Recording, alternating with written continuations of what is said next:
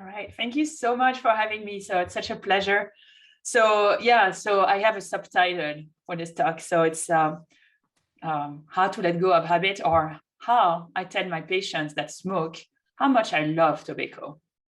So it's the frolicking season, and as fall is upon us, we are reminded by nature that to grow and to better ourselves, we sometimes have to let go, exactly like the leaves are doing. They have to let go. And we have this moment of nature that reminds us that letting go can be absolutely beautiful. And so in this talk, what I'm interested to discuss is how can we let go, and how can we work on old habits that do not serve us anymore, and how we can create new habits. And that's what I'm going to discuss. So I'd like to take you back in time for me, and in geography for all of us. So I'm in Paris. It's a couple of months ago, and so imagine beautiful night. It's the summer. We are on the terrace of my friend's house, and she's very lucky. She has a beautiful terrace. There are bees that are, in the flowers that she has. There's more bees in France, in the cities, than there are outside of the cities. We wonder why. We have laughter. There is food, there is, cheese, there's bread, there's wine, everything is flowing, we are laughing. And then, later on, my friend, my boyfriend is telling me, you do realize that absolutely everyone here except you smokes. And, 4 out of the 5 people who are here that are your friends, they are all your friends. And no, we were 6, and then 5 of them are smoking. And I'm like, oh yeah, we love smoking. I love smoking. And it's made me, sort of look at how did I succeed to quit smoking? Because I really do love it. I think that it's wonderful to share something with your friends. It's a wonderful thing to have a break. It gives me a kick. I don't know if you have ever read the Conte of Monte Cristo. There's I think 10 pages on the benefit of smoking. It's a beautiful read if you haven't. It's just wonderful. And it's about tobacco. And so started thinking about it, and very recently, I had a patient that basically my colleague came to see me, and she's like, I do not know what you did. They quit smoking. How did you do this? It's been 10 years I'm seeing this patient. They've never quit. How did you do this? And I told her, well, I told them how much I love it. Okay. And so here is how my encounter with a smoker usually go.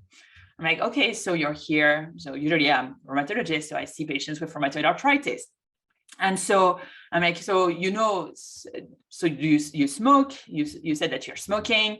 Have you ever considered what it does for your health? And maybe have you ever considered, do you know that smoking actually can worsen, so and so conditions? And they look at me and are like, yeah. And, you can see the guilt already on their face. And I'm like, oh, I love smoking. I am not telling you, this is a wonderful, wonderful invention, smoking. However, once you've so then usually their eyes are like, what? This is a doctor that tells me that I love smoking. And then we can start the discussion. I'm like, so have you ever thought of why you like smoking? And if they are silent, I usually say, I loved it. I really, really love it. And I had to really think of what I like to let go of it. And so usually, we go through a list, and I say, you're going to have to do your homework, and you really, really need to start thinking of why you like it so much. What are the conditions? What are the time that you're smoking? What is it that you like about it? And because when you're going to decide that it's time for you to let it go, you need to know what you're letting go. And I don't give up. When it comes to my patients, I usually ask them again and again, but I never judge them because, again, I love smoking. And one of the techniques I tell them is, if I'm around people who are smoking, I usually sit next to them, and I do active passive smoking. That's actually one of the way I was able to quit so that I could, get the kick of the tobacco. So moving on from the tobacco and again, usually my patients do quit. It may take 2-3 years, but they do quit, even though they've been like smokers for 30 years sometimes. But they do realize and like why they want to quit, and they're usually successful.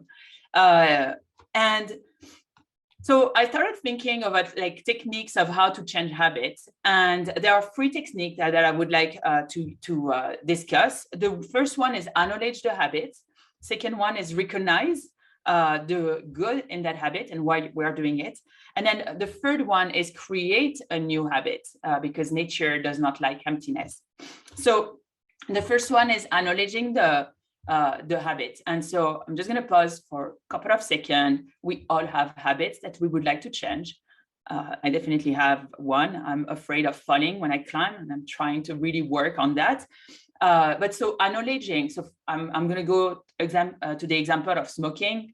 Acknowledging the habit. I mean, when I was a smoker, I quit several times. And then at one point I realized this is not working, because it's easy to quit, but I just come right back. And so I was like, yeah, I'm clearly loving smoking. And so this is going to be something that I really need to work on a regular basis. It's not going to stop suddenly. So acknowledgement of my issue, which is I love smoking. And if I don't acknowledge the fact that I love smoking, I'm not going to move. And so I acknowledge very hard, okay, I love smoking. So for example, for another example, if I like donuts, I need to agree that, okay, I love donuts. And at what time do I like donuts? I love donuts in the morning. And it's usually when I'm really stressed out, or like if I'm upset, or if I'm going to a work that I do not like, or so on. Like just realizing when I do that habit, like what triggers me to do those habits. Then the second one is recognize the good in the habits. And I think that that's one where we forget. We usually are like, oh, I'm so guilty. I want to change this habit. But we have to recognize that there is good in a habit, right? Like in my case, I loved smoking and I still love smoking. I just don't think it's worth it. We're gonna do this.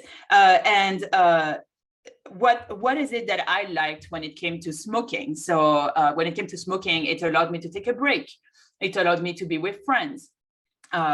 I like the stimulation that it gave me, because it is a stimulant. I like the fact that instead of eating and putting on some kilograms or pounds, I like the fact that it would cut my appetite, right? So then you acknowledge what it brings you. For the donuts, it brings me that rush of sugar, and I feel good for at least a little moment, right? And it's really this recognition that allows you to be like, okay, so this is an issue. This is why I do it, and really trying to find every single things of the why I do it, and then create a new habit. And it's probably just all of those are just as hard, right? Creating a new habit is not necessarily easy. When it comes to smoking, one of the realization that I had was that I did like the sensation of the smoke from my mouth down to the lungs, and so I kind of had to choose something like another habit that had the same that had the same sensation. And so at first I chose wine. So not a great idea. I started drinking a lot. And I was like, okay, this is not working. I cannot quit smoking and become an alcoholic instead. So I was like, okay, what works? And so I did not discover, and I did coffee. And so you always see me in the morning with my coffee, because I really love that sensation coming down. So it has to be hot, not too hot, but just perfectly hot. And after a while, you go on and you learn, that it's okay. And for breaks, so because again, when I used to smoke to take breaks, I was like, okay, I'm just going to take a break where I'm going to just take like 5 breaths outside, or I'm going to start running. And a lot of the time in medicine, we teach and we ask our patients, like, go and run, learn how to run. My partner is a former heavy smoker. He started picking up bicycling, right? Like, so he races bikes and that's like his new thing. So like it's every time that he's racing is like, or using his bike, he's very excited that he's not smoking. And it's just this habit has taken over the former habit. And it's actually a very important thing to do, because if we have this empty thing, like some other thing is going to come back, and most likely we're going to just go to our old habits. So for example, for the donuts, it's much easier to say, okay, well, instead of the donut, I'm going to take a piece of bread with butter, because I'm French, and I'm going to make it a little smaller, just so that I have something instead. And so then we can move on. So I'm just gonna close this saying that, you know, one of the things that I work a lot with my patients and guilt, and with myself actually, is guilt. I find that there's a lot of guilt that comes when it comes to habit, when it comes to health. We feel guilty that we're not perfect. And so I recently came to the term that I'm definitely not perfect. That's okay. I'm just working myself towards better. And it doesn't help to feel guilty, right? So if I eat my donut in the morning and that's not something that I want to do, there's no point of feeling guilty. Ideally, what I want is look at that donut and be like, okay, I'm really going to enjoy this donut. If I look at the cigarette, I'm going to take this, I'm going to be next to that person that's smoking. I'm like, I'm not going to feel guilty for this. Yeah. Yes, I'm doing active, passive smoking, but it's better than me taking a cigarette in my hand. And then just move on and really realize that there are it's a process to change an habit, and that we have to be kind to ourselves. So that's it for today. Thank you so much for listening.